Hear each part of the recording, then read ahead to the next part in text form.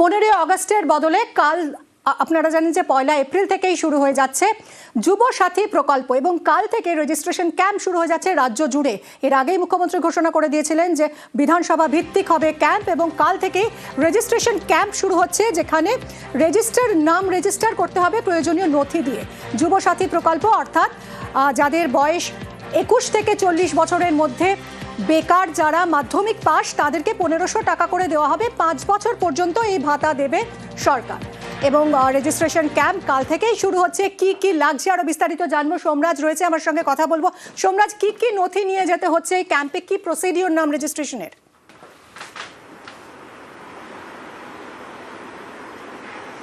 দেখো, আগামীকাল থেকে 26শে ফেব্রুয়ারি পর্যন্ত 294টি বিধানসভায় 294টি ক্যাম্প করা হবে। বিধানসভার কোথায় কোথায় ক্যাম্প করা হবে তা সংশ্লিষ্ট জেলা শাসকের দপ্তর থেকে প্রয়োজনীয় বিজ্ঞপ্তি দিয়ে জানিয়ে দেওয়া হবে। এবং এই যে যুবসাথী যে প্রকল্প, যে প্রকল্পের অধীনে 1500 টাকা করে মাসে দেওয়া হবে, 1 এপ্রিল থেকে এই প্রকল্প কার্যকরী করা হবে।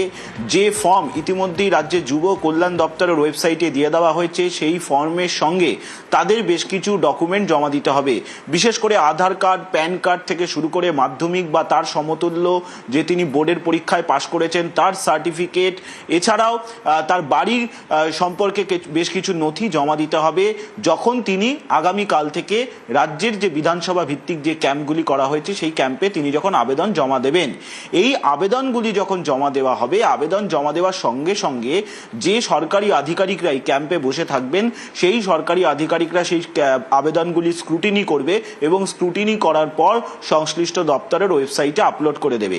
এবারে এই যে যুবসাথী প্রকল্প, এই যুবসাথী প্রকল্পের সুবিধা কারা কারা পাবেন? যারা স্কলারশিপ পেয়ে থাকেন তারা এই যুবসাথী প্রকল্পের সুবিধা পাবেন, তাতে কোনো অসুবিধা নেই। কিন্তু যারা সরকারি বিভিন্ন সুরক্ষামূলক প্রকল্পের সুবিধা পেয়ে থাকেন তারা কিন্তু এই প্রকল্পের আওতায় থাকবেন না।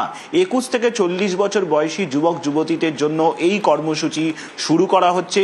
তুমি দেখেছো এবারের অন্তর্বর্তীকালীন বাজেটে মুখ্যমন্ত্রী মমতা বন্দ্যোপাধ্যায় ঘোষণা করেছিলেন এই যুবসাথী প্রকল্প নিয়ে আসা হচ্ছে।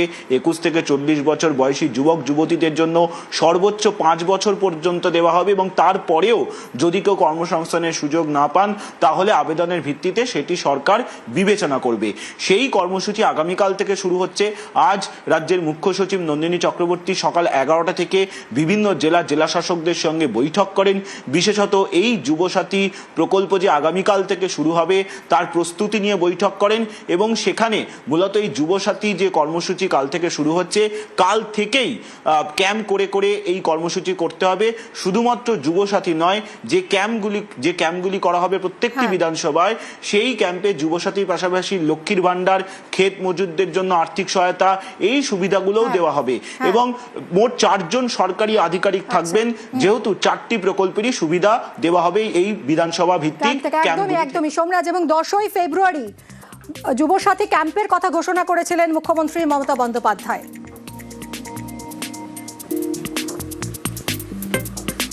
অ্যাসেম্বলি ওয়াইজে 294টা কেন্দ্রে আমরা 294টা ক্যাম্প তৈরি করব। দুয়ারে সরকার 8টি ডিপার্টমেন্টের জন্য একটা অ্যাসেম্বলিতে একটাই ক্যাম্প হবে। 15 থেকে 26 ছুটির দিনগুলো বাদ দিয়ে সকাল 10টা থেকে 5টা অবধি এই ক্যাম্প চলবে এবং যারা জমা দেবেন তাদেরটা সঙ্গে সঙ্গে তারা রিসিপ্ট পাবেন এবং ডিজিটাইজও করা হবে।